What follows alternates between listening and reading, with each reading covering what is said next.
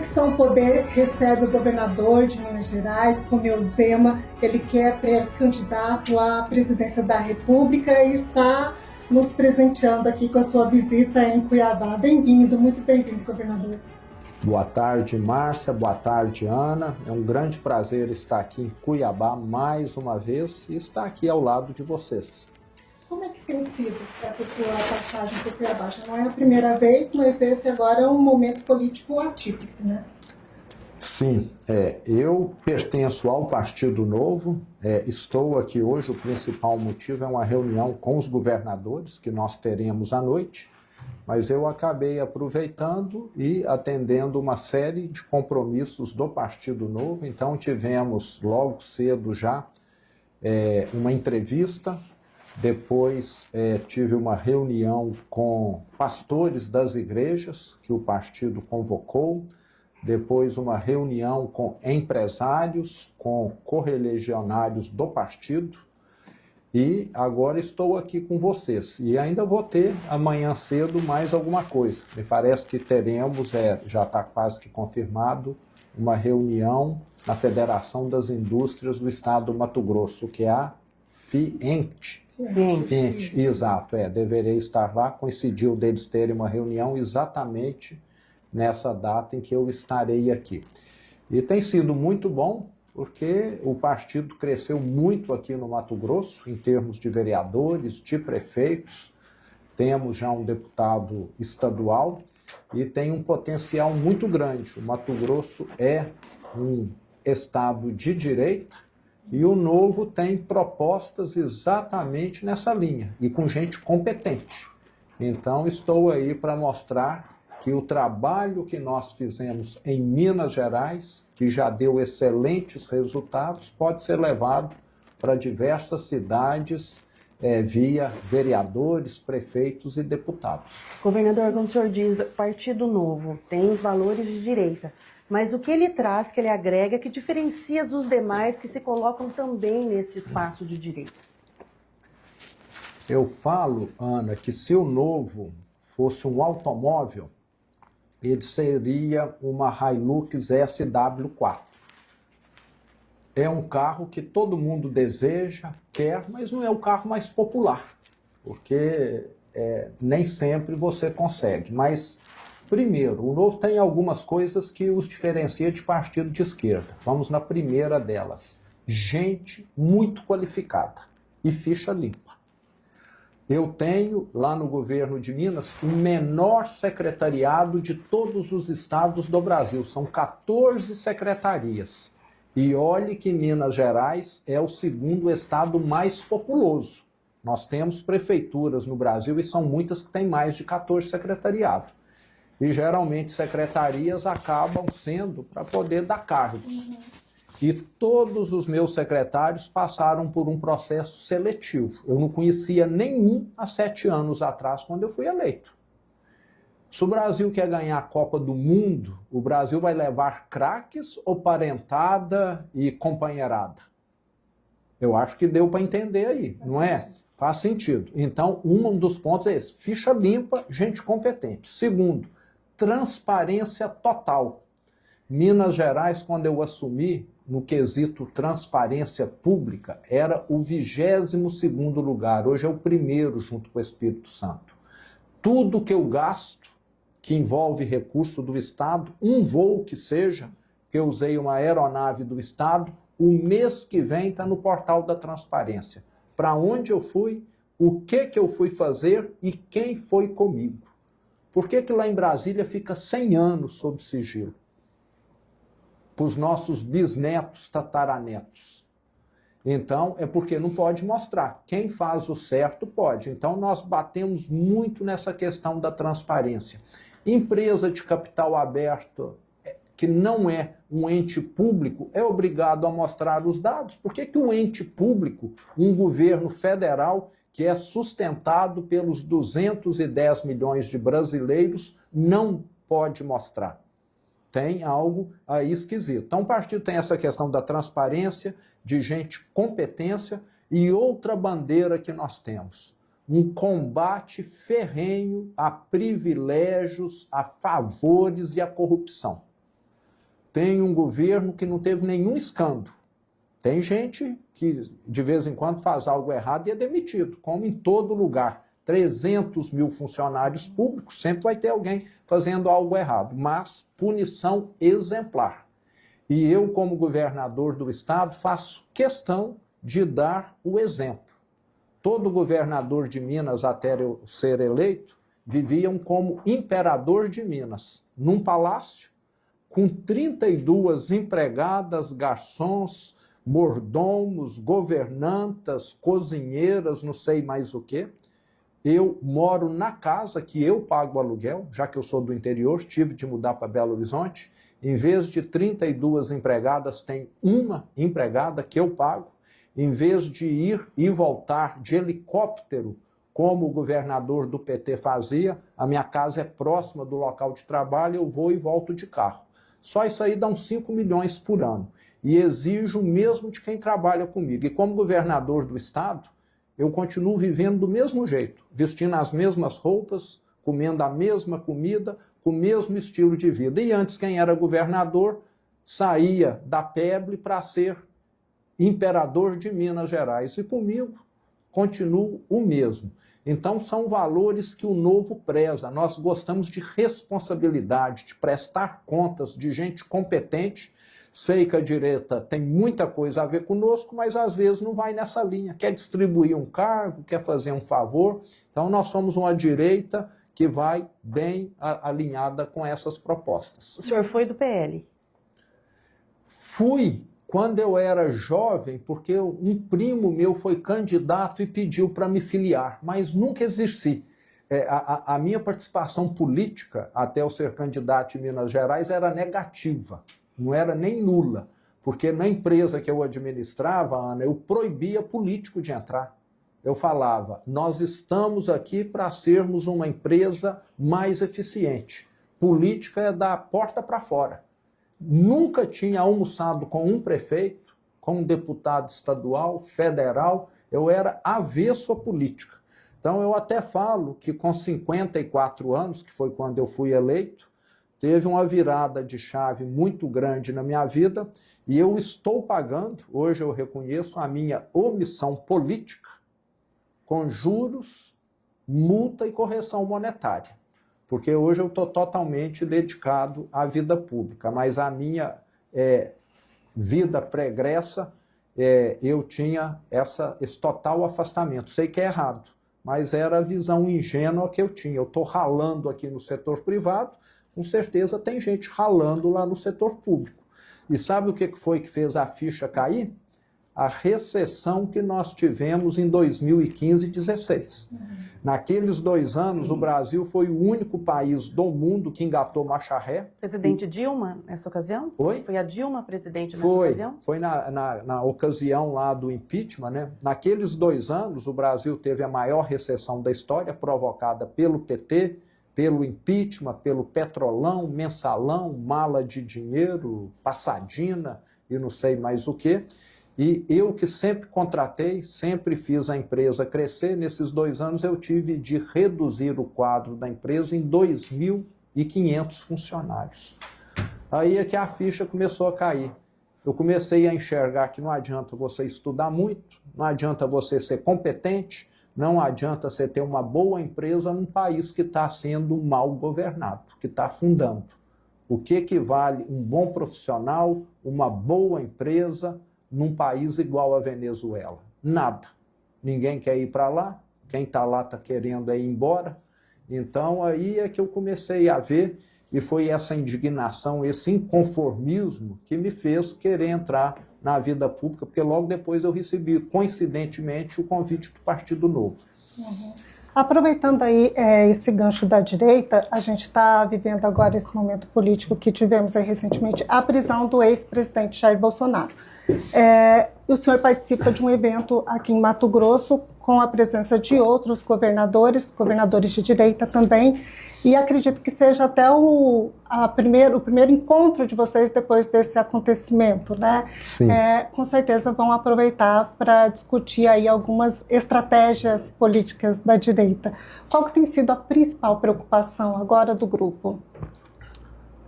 Bom, Márcia, primeiro eu lamento muito essa perseguição política, né, que Bolsonaro e outros da direita estão tendo no Brasil.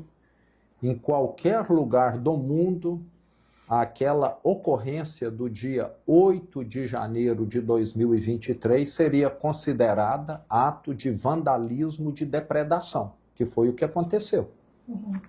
Não havia forças armadas ali, não tinha nenhum movimento armado, não houve mortes, não houve nada que caracteriza em todos os países do mundo uma tentativa de golpe. Só que a nossa esquerda, né, sempre malandra, sempre fazendo uso de artifícios, falou, é um atentado antidemocrático, é uma tentativa de golpe de Estado e não sei o quê.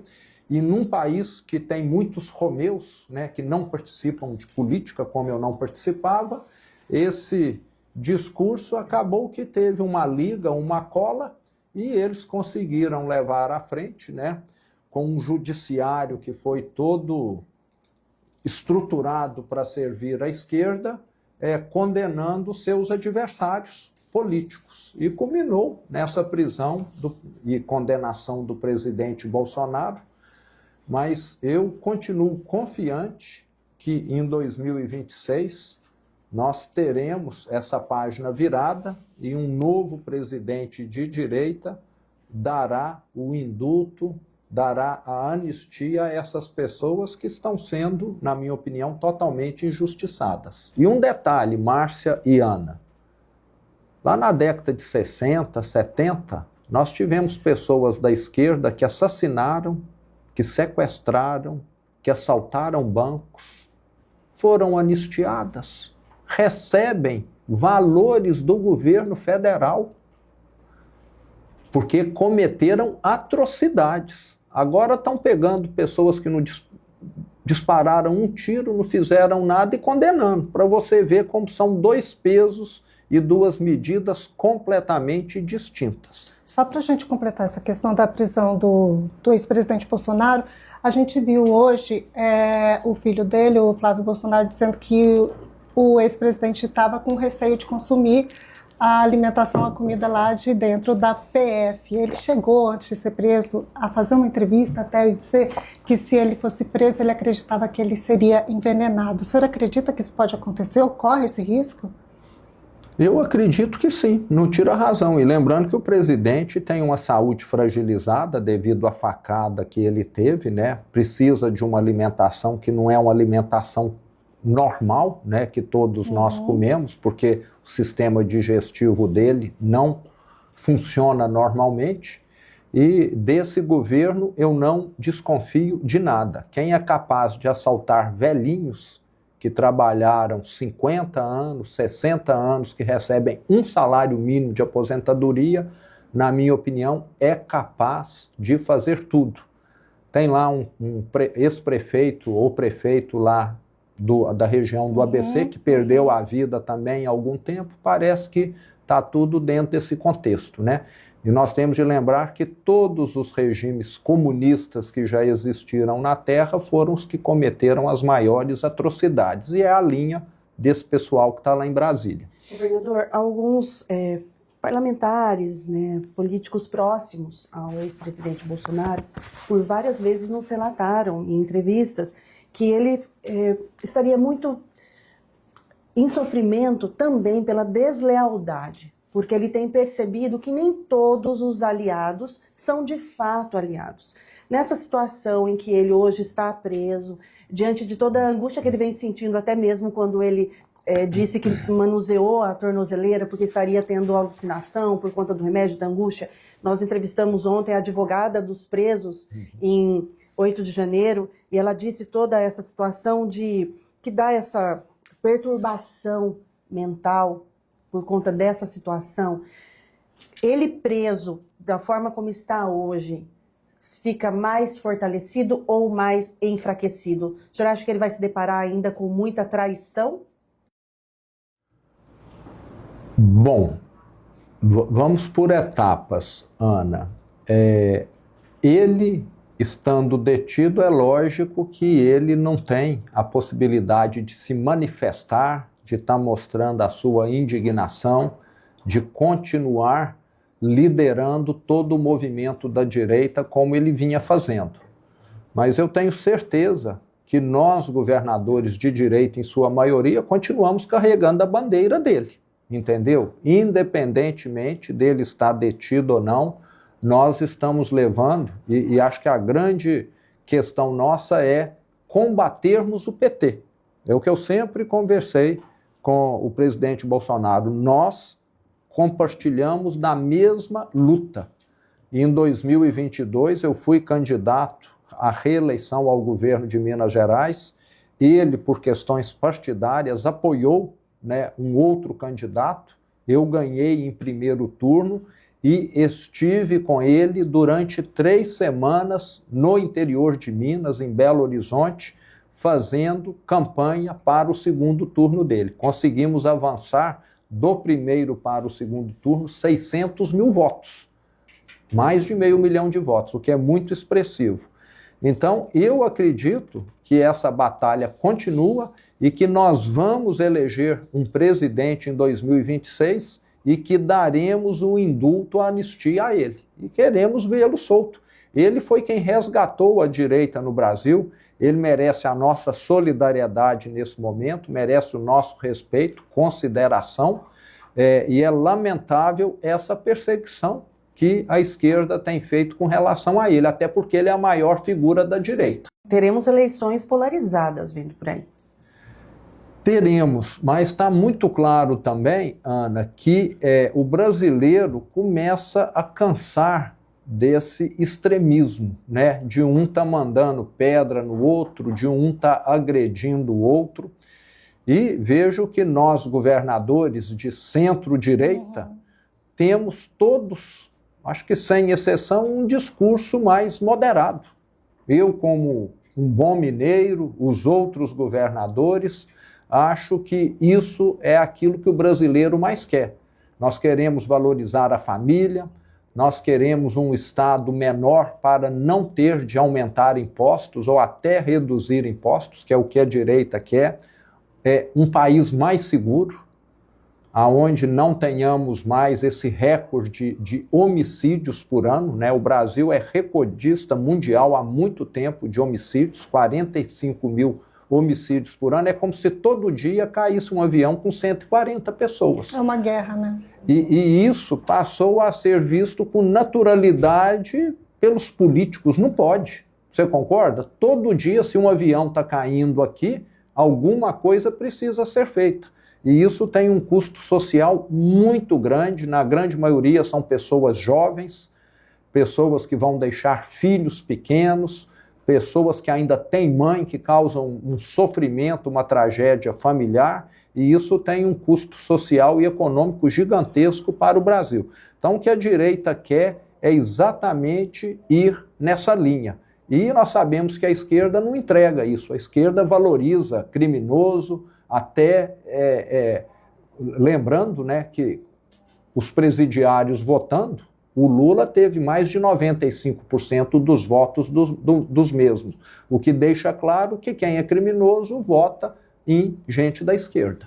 Recentemente o senhor se posicionou até mesmo nas redes sociais, tem até uma frase que eu anotei aqui: Minas não vai ser quintal de terrorista. O senhor defende a ideia das facções elas serem equiparadas aos terroristas. A segurança pública no país como um todo, ela está avançando, e o senhor conseguiu em Minas reter esse avanço de outros estados?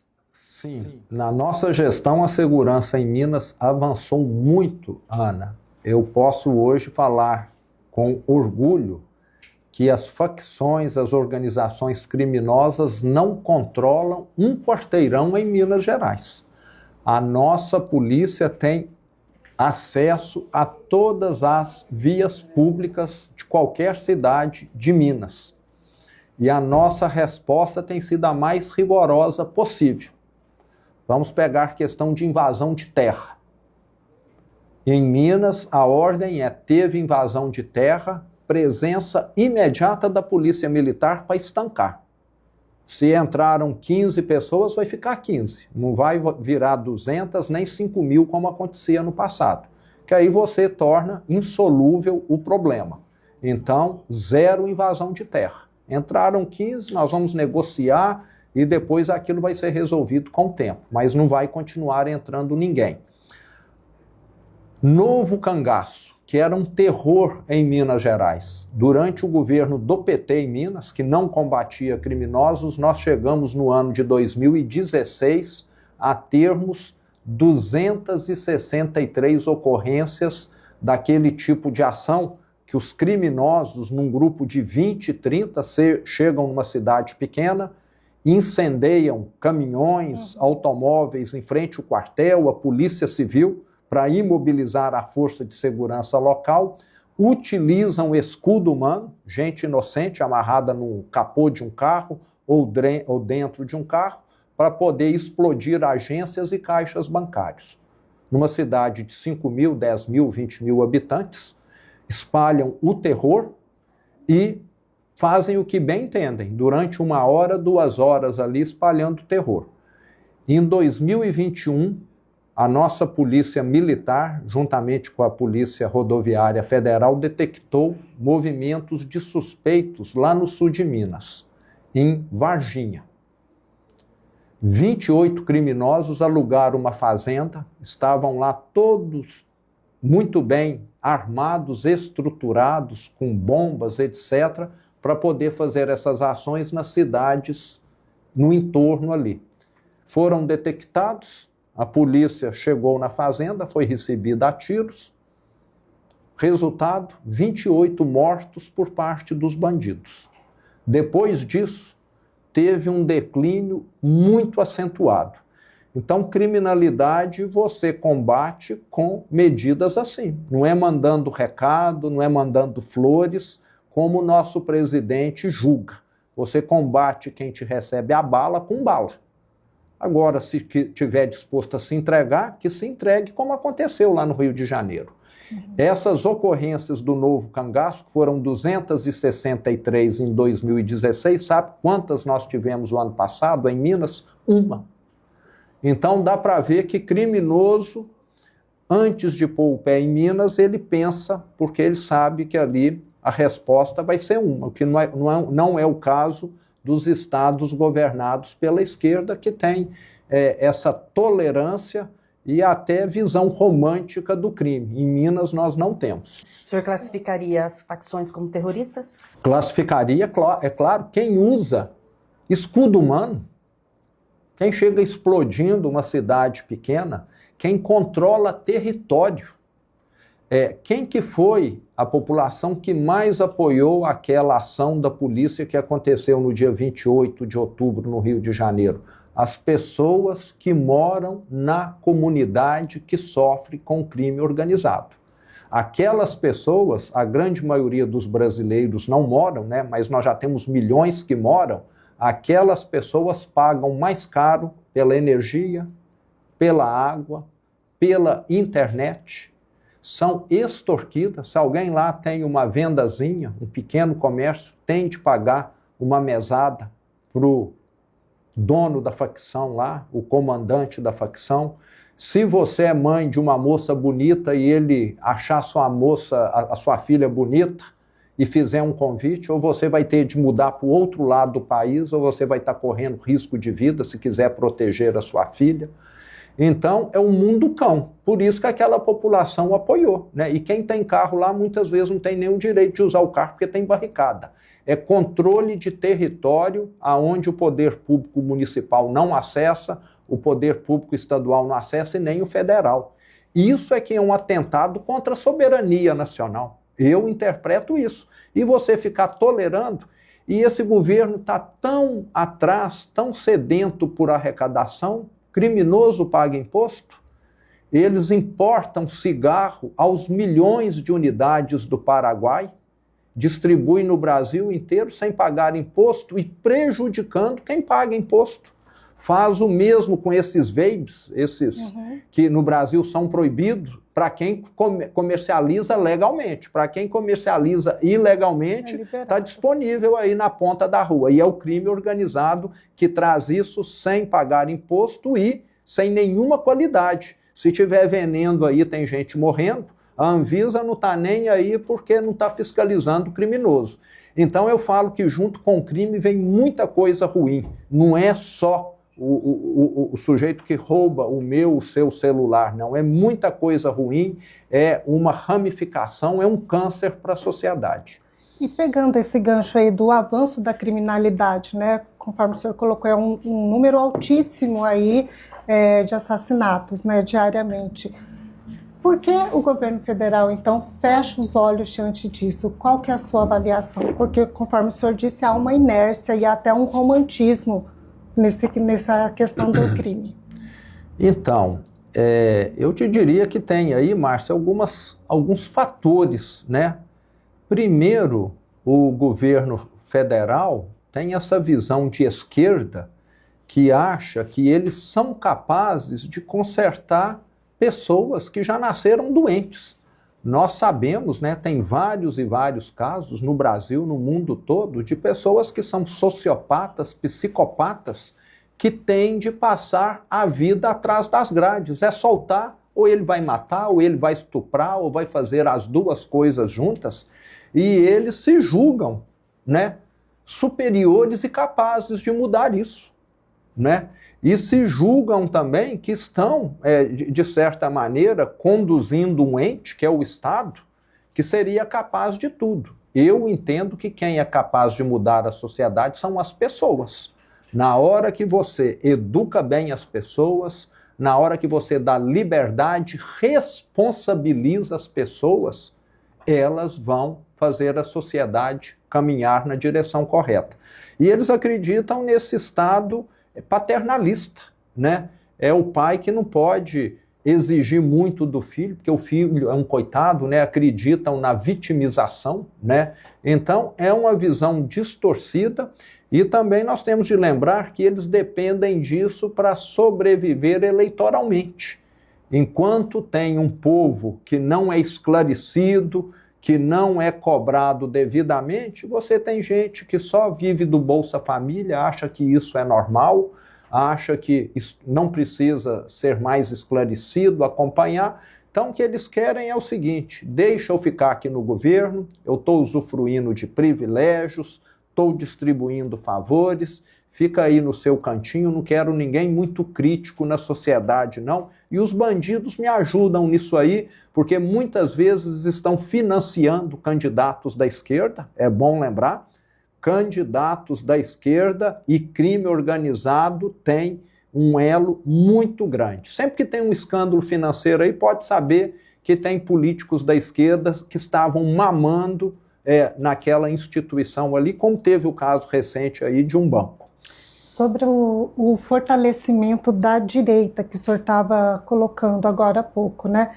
O senhor é pré-candidato à presidência, já afirmou que continua sendo, vai até o fim com sua candidatura, e nós temos também outros nomes da direita que têm essa pré-candidatura já colocada e ainda tem algumas outras discussões. Isso não racha? Qual que é a estratégia? Então, diferente de quem está longe de fora pensa, nós somos mais fortes caminhando em várias pessoas e não em uma só, como aparentemente seria a lógica. Então vamos dar detalhes aqui. Primeiro, eu estive com o Bolsonaro há 4 meses atrás para comunicá-lo em primeira mão que eu seria pré-candidato à presidência, e o que ele achava. Sabe qual foi a resposta dele? Falou: Zema, quanto mais candidatos à direita tiver, melhor para a direita. Bolsonaro me falou isso. E faz sentido. E por quê? Em Minas Gerais, com certeza, nenhum candidato seria tão bem votado quanto eu, que sou conhecido dos mineiros por ser o governador. Uhum. Em outros estados, que são governados por bons governadores da direita, você aplica esse mesmo raciocínio. Isso significa o quê? Que num primeiro turno, a direita tendo 2, 3 ou 4 candidatos, que é o que deve ocorrer, ela terá mais votos do que teria se tivesse um. E nós estaremos juntos no segundo turno. E vamos transferir esses votos do primeiro. Então, a lógica é essa. Para quem está de fora, pode parecer que está rachado, que não está tendo união, mas no segundo turno nós estaremos todos juntos contra a esquerda, levando esses votos do primeiro turno, qualquer que seja o candidato anti-esquerda no segundo turno. Então, estou muito confiante, o brasileiro está cansado do que está acontecendo, dessa criminalidade alta, o brasileiro já viu que ficar 10, 20 anos recebendo Bolsa Família não melhora a vida dele, ele quer desenvolvimento econômico, ele quer dignidade, um emprego bom, e o que nós já mostramos, é possível fazer em Minas Gerais. Em Minas Gerais nós recebemos um estado arruinado pelo PT, e desde então levamos um número recorde de investimento, mais de R$500 bilhão de investimentos privados, um estado que voltou a ter credibilidade, que tem energia elétrica disponível, que tem uma infraestrutura, estamos recuperando tudo, e que criou 1 milhão de empregos com carteira assinada. Isso é mais do que muitos países do mundo. Em Minas nós mostramos e o mineiro aprovou. E se o mineiro aprovou, o brasileiro apoia, porque Minas é uma amostra quase que perfeita do Brasil. Uma parte do Centro-Oeste está lá, uma parte de São Paulo, do Rio e do Nordeste também.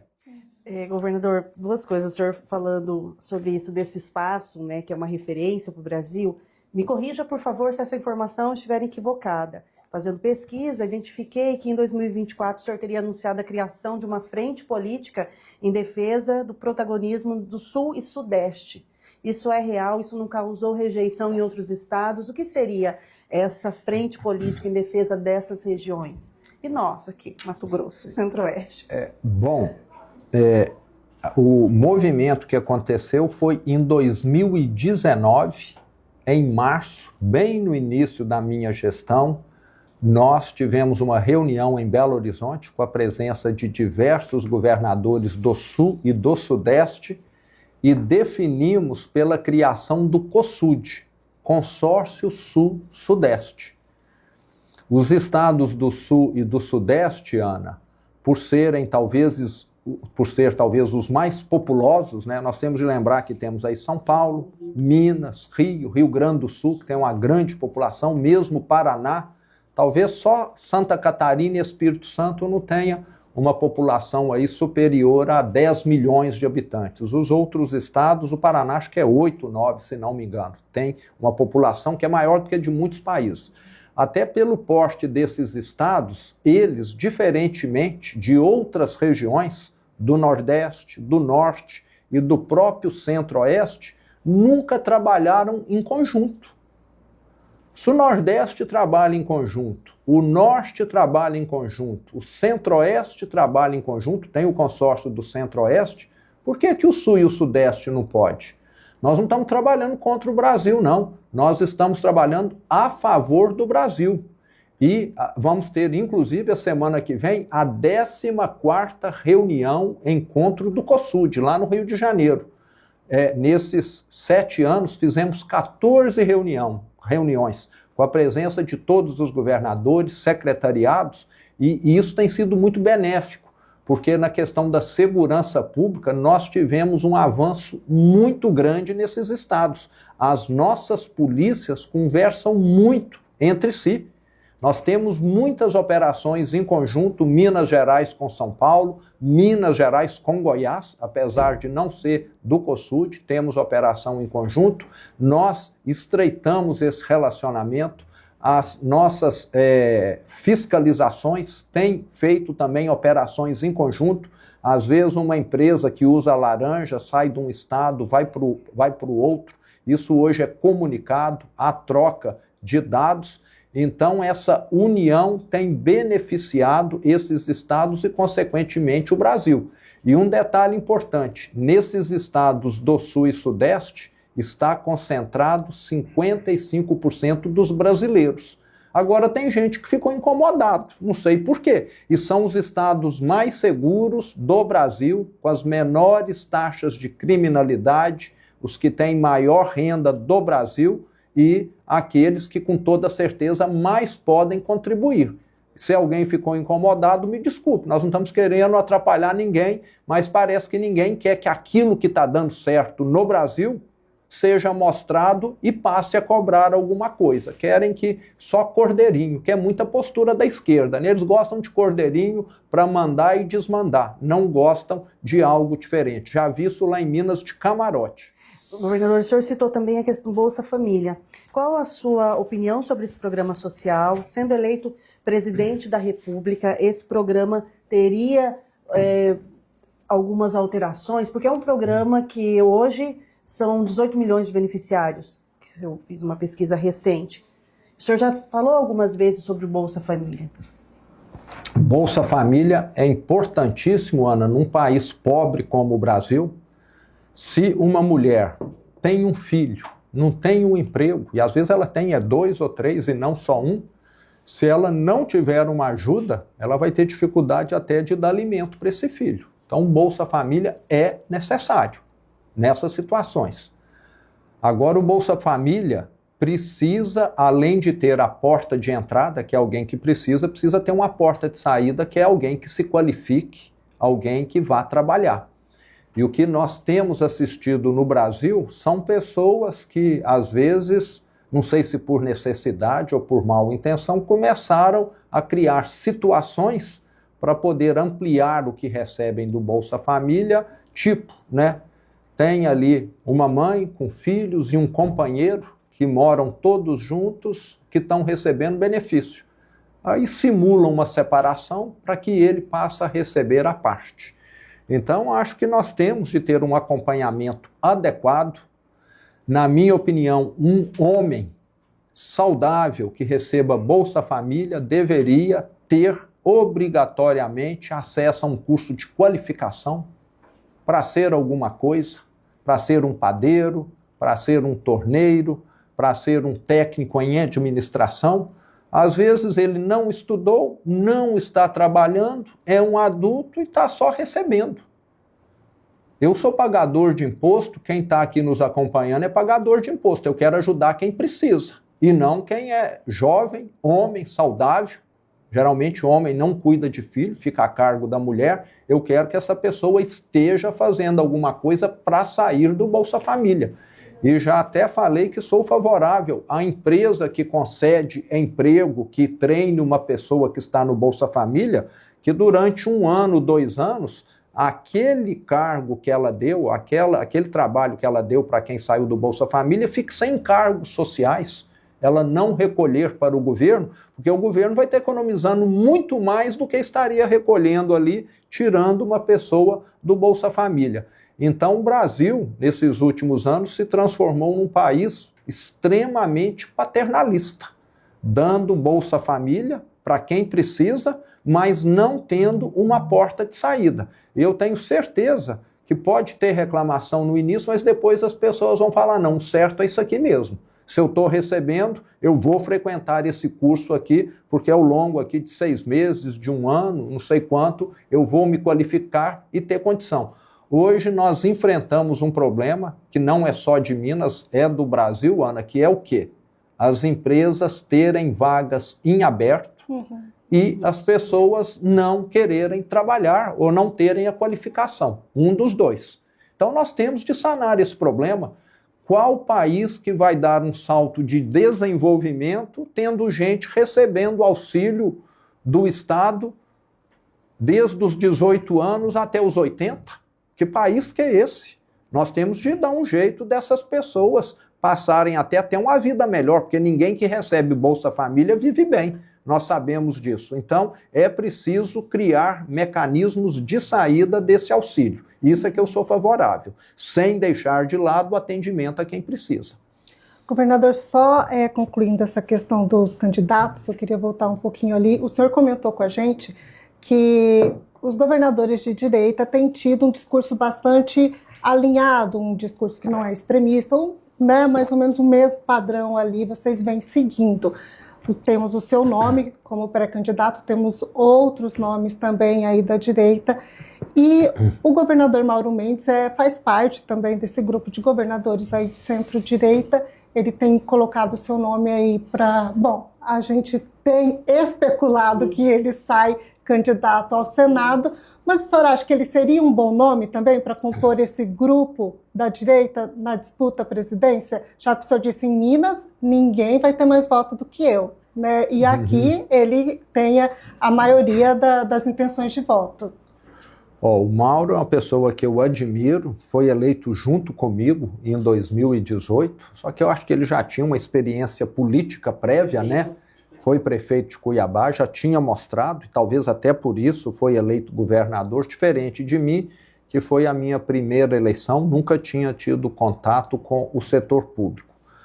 Nesses 7 anos que eu sou governador ao lado dele, só vi pontos positivos. O nosso alinhamento é muito grande e ele seria um ótimo nome, com toda certeza.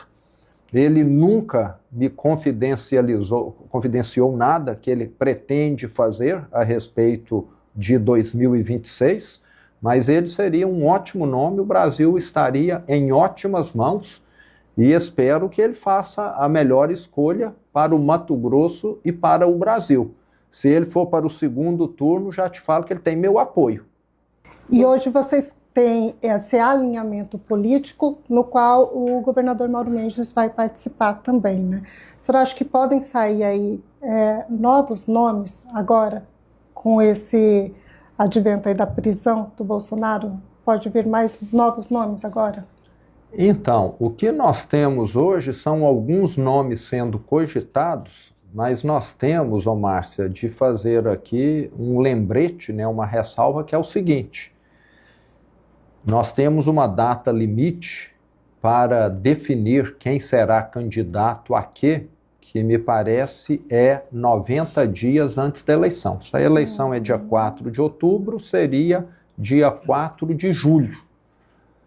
E a posição desses pré-candidatos na véspera do dia 4 de julho é que vão sinalizar se alguém vai querer disputar a presidência, se vai querer ir para o Senado, ou vai querer outra coisa. Tem chão ainda. Tem muito chão. Então, qualquer definição agora seria prematura. No meu caso, está definido que eu irei até o final, até porque eu sou um candidato meio diferente, né?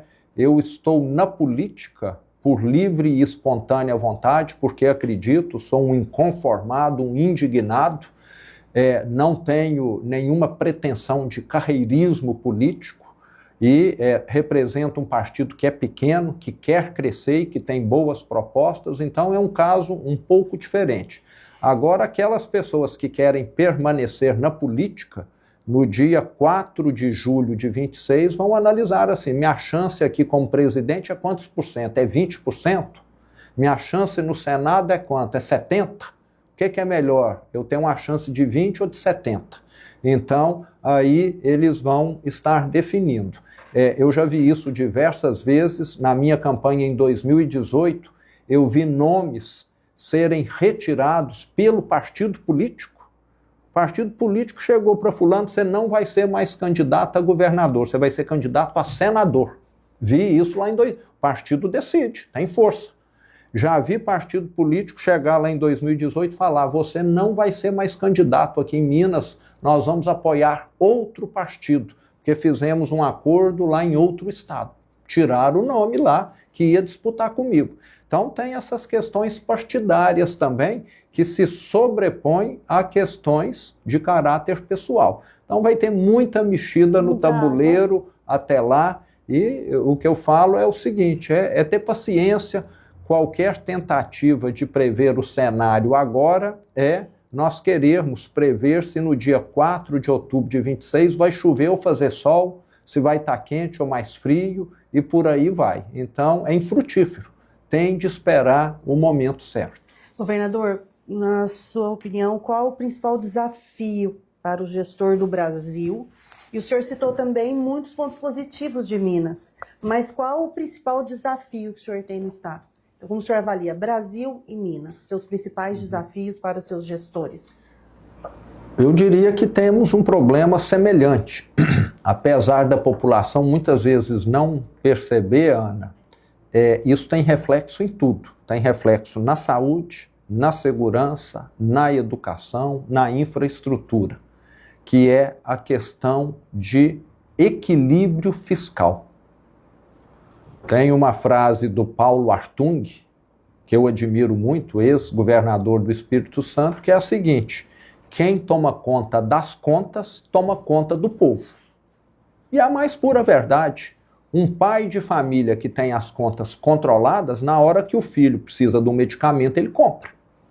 Um pai de família que tem as contas controladas, na hora que o filho precisa de qualquer coisa referente à educação, ele consegue arcar. Quem só tem dívida, não controla nada, vai deixar a família na mão. E com um prefeito, com um governador e com um presidente, a mesma coisa. E eu que recebi um estado arruinado pelo PT, sei muito bem. Sou governador há 7 anos. Até hoje, Ana, eu estou pagando parcelamento de dívida que o PT fez. Uma delas com o Tribunal de Justiça de Minas Gerais, que ele foi lá e sacou os depósitos judiciais, e outra que eu ainda estou pagando é com os 853 municípios de Minas. Porque o PT foi muito justo, parece que ele não é justo, mas em alguns momentos ele é. Ele conseguiu assaltar igualmente os 853 municípios de Minas Gerais, do menor até a capital Belo Horizonte, assaltou todos. E até hoje, todo mês, eu mando 100 milhões de reais a mais por mês, não sei, o valor é aproximadamente esse, mensalmente, para os municípios, que foi o assalto da saúde. Os outros assaltos eu já devolvi, o assalto do ICMS, do IPVA. Recursos. O município tem obrigação por lei, igual um assalariado, de receber os repasses do governo do estado. E o governo do PT não fez. Tanto é que lá em Minas, em 2018, isso acho que não foi muito divulgado no Brasil, nós tivemos prefeitos que adoeceram, que renunciaram e que suicidaram em Minas, e não foram poucos não. Porque fazer a gestão de uma cidade sem receber esse dinheiro é impossível. É igual um pai de família, você fala, a partir de agora eu vou te pagar só metade do seu salário e você se vire. Ele não vai dar conta de se virar. Ele tem aluguel, ele tem prestação, ele tem escola para pagar, tratamento médico que às vezes alguém está fazendo. Foi o que aconteceu lá em Minas. Então, eu falo que o grande desafio do Brasil é equilibrar as contas. Na hora que tiver um governo que equilibre as contas, esse governo vai poder melhorar as estradas, vai poder melhorar a saúde, melhorar a educação e melhorar a segurança pública. Sem equilibrar as contas, não tem como fazer isso. A privatização da Companhia de Saneamento de Minas é uma alternativa? Eu faço essa pergunta porque em Mato Grosso os municípios também se uniram em consórcio para lidar com a questão da água, do abastecimento, captação, distribuição. O município aqui vizinho, Várzea Grande, também sofre com essa questão e está caminhando para concessão. Cada um por seus motivos. E Minas é um estado populoso que tem caminhado pela privatização. O que motivou, governador? Ana, nós temos de lembrar o seguinte, o setor privado, ele é muito mais ágil e tem uma gestão mais eficiente. Vou te dar aqui um exemplo para provar isso, porque um exemplo às vezes esclarece. Lá em Minas nós temos a rede FEMIG, Hospitais Públicos de Minas Gerais, rede FEMIG. E temos hospitais privados que atendem pelo SUS. Se um hospital privado tem um equipamento de tomógrafo e esse equipamento estraga hoje, eles vão comprar a peça hoje ainda, amanhã esse equipamento está funcionando. Se é no hospital público, nós temos que fazer uma licitação. Talvez daqui a 90 dias esse equipamento volte a funcionar. Porque nós somos engessados. Eu não posso comprar daquele fornecedor porque eu conheço ele, porque eu gosto, porque ele é confiável. Eu vou ter de comprar no menor preço e às vezes vou comprar uma peça que não é a melhor, mas é o que a lei determina. Então, o público é engessado. Isso acontece com a nossa Copasa, que é a Companhia de Saneamento Básico. Ela vai trocar os canos de uma adutora, ela precisa fazer uma licitação. Uma obra que numa empresa privada seria executada em 60 dias, na Copasa vai levar 1 ano. E às vezes não vai ficar bem feita porque a empresa que ganhou não é a que executa melhor, mas é a que deu o melhor preço. Então, é simplesmente impossível você ter eficiência dentro desse contexto. É necessário passar para o privado executar, mas o governo pode bancar. Os melhores hospitais do Brasil são de gerenciamento de gestão privada, atendem pelo SUS, muitos 100%, só atende SUS, mas recebe dinheiro do governo, ou do município, ou do estado, do governo federal, porque eles têm essa agilidade, essa eficiência que o público não tem. Outra questão no público, se eu vou contratar gente, está faltando médico, eu preciso fazer um concurso público, aí eu vou levar 1 ano para contratar um médico. Você está entendendo? O privado contrata, amanhã está funcionando. Então, é assim, uma ilusão achar que uma empresa pública vai prestar bom serviço. Ela não tem agilidade. Outro problema também, muitas vezes ela é utilizada para fazer politicagem.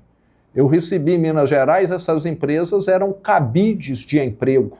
Estavam muito mais preocupadas em distribuir favores do que atender as pessoas. Por isso que a esquerda adora estatal, porque ali fica distribuindo favores, contratando serviços de quem contribui com campanha, etc. E no caso de Minas ainda tem um agravante. O grande sócio da Copasa é o estado de Minas. Um estado que deve 180 bilhões. A Copasa precisa investir bilhões e bilhões. Você acha que o estado tem condição de fazer aporte de capital? Não tem, mas o privado tem. E vai executar a obra com muito mais rapidez. Então, eu te diria que nós temos de nos curvar aos fatos. No mundo inteiro é assim. E não vai ser diferente aqui no Brasil. Agora que os contratos, Ana e Márcia, de concessão sejam muito bem feitos. Se a empresa de energia elétrica deixou faltar energia mais do que o que está no contrato, que tem uma multa pesadíssima para ela, para forçar a ela a fazer investimentos na melhoria da rede, o mesmo com relação ao fornecimento de água e por aí vai. Não sou favorável a fazer negócio de compadre de forma alguma. Tem de fazer um contrato muito bem feito, com penalidades, com exigência de investimentos. Aí sim você vai ter uma concessão bem feita. E quer exemplo melhor do que esse aqui? Eu sou mais velho, né? Eu sou da época da Telemig, Telecomunicações de Minas Gerais. Ela tinha um monopólio de telefonia. Em Minas Gerais, quem queria ter telefone fixo ou celular dependia da Telemig. Muitas vezes você tinha de esperar 1 ano, 2 anos para ter uma linha ou um aparelho. Você não tinha comparação de preço e o Brasil precisa caminhar para essa questão de ter opção no setor de energia elétrica, como tem com telefonia. Uhum. Governador, aproveitando aqui para a gente concluir falando sobre esse gancho da gestão fiscal que o senhor colocou agora há pouco, de como o senhor pegou o estado de Minas, né? Na sua avaliação, como é que vai ficar, como é que o PT vai entregar ao Brasil no final dessa gestão e ainda como pode ficar o país se ele continuar no poder? Márcia, o presidente Lula gaba-se, né, muitas vezes de estar apresentando bons números na economia. Desemprego está caindo, a economia está crescendo, tá, mas com uso de anabolizante, de bomba, de esteroide. Igual esse pessoal que vai para a academia, quer ficar todo forte, começa a usar. A princípio vão ficar fortes, mas daqui a alguns anos, problema cardíaco, problema hepático, problema renal, problema arterial, problema de impotência e por aí vai. a economia do Brasil está sendo inflada, inchada e não crescendo. Nós estamos repetindo, Márcia, o mesmo que aconteceu com a Dilma há 10 anos atrás, há 12 anos atrás. Tudo parecia uma maravilha e na hora que nós vimos aquilo não tinha nenhum fundamento. E na hora que tiver de corrigir essa rota, o remédio é muito amargo. Tivemos a maior recessão da história em 2015 e 2016. E tudo indica que nós vamos ter algo semelhante caso não haja uma mudança muito grande nessa condução da gastança. O Brasil tem uma dívida, um déficit anual que só tem crescido ao longo do governo do Lula. Isso faz com que a dívida nossa tenha tomado um caminho de descontrole. Por isso que nós temos uma das maiores taxas de juros do mundo, que tem de ficar claro, penaliza quem essa taxa de juros alta? O pobre. O pobre é que paga a prestação, que financia a moto, o celular, a casa. Ele é que é penalizado. Esse governo fala que dá com uma mão, mas está tirando com a outra mão de quem é pobre. E fala que é o governo que quer tributar os ricos, na verdade está enchendo o bolso dos ricos. Porque quem tem 1 milhão, 10 milhões, 50 milhões aplicado, está rindo até aqui com esse rendimento de Selic a 15% ao ano, que é o mínimo que ele vai estar ganhando aí de remuneração pelo seu dinheiro. E quem está pagando essa conta, como eu falei, são os brasileiros, principalmente os pobres. Então essa situação tem limite. Não dá para isso continuar 1 ano, 2 anos, 3 anos. É igual quem toma esteroide. O problema, o efeito colateral começa a aparecer em determinado ponto. Só não sabemos se vai ser daqui a 4 meses, 8 meses ou 1 ano e meio. Mas que vai aparecer, vai, porque nenhuma economia do mundo, todo economista sério sabe, tem crescimento sustentável como ocorre com o Brasil hoje. É uma bomba que está prestes a explodir, então. Uma bomba relógio. Vai explodir em algum momento. Não tem como dar certo. Chame algum economista aqui e converse com ele sobre isso, que ele vai te responder melhor do que eu. Ana, satisfeita? Ficaria, mas... Ficaríamos mais umas 3 horas aqui, mas, né? dizendo que o nosso tempo chegou ao fim. Governador, um prazer receber o senhor no Conexão Poder, nossa primeira entrevista, que tenhamos outras ainda, várias Certamente, outras, né? Voltarei ao Mato Grosso, não será a última vez de forma alguma. Estarei aí em 2026 levando as minhas propostas, as propostas do Novo, que tem crescido muito aqui no estado, e voltarei. Encontraremos mais. Leve o nosso abraço para Minas Gerais. E fica o presente do Conexão muito Poder. grato. Leve para Minas Gerais, para o senhor tomar um cafezinho lá. Agradeço Minas, né? muito. Fica o espaço aberto, caso tenha algum assunto que a gente não tenha colocado. Eu quero dar os parabéns aqui para vocês pelas instalações aqui, por terem mulheres aí tão bem preparadas para estar conduzindo. E fica aqui o meu abraço a todo matogrossense, por ser um estado aí que sempre é um dos que mais cresce no Brasil, né? Na questão da produção agrícola, da economia e da população também. Um estado jovem, um pouco diferente de Minas, que já é um estado mais envelhecido e que tem um potencial gigantesco e que tem aí um ótimo governador à frente, que é o Mauro Mendes. Aonde ele estiver, ele vai estar fazendo bem para o Mato Grosso, tenho certeza. Muito obrigado, um grande abraço para todos que nos acompanharam. Obrigada.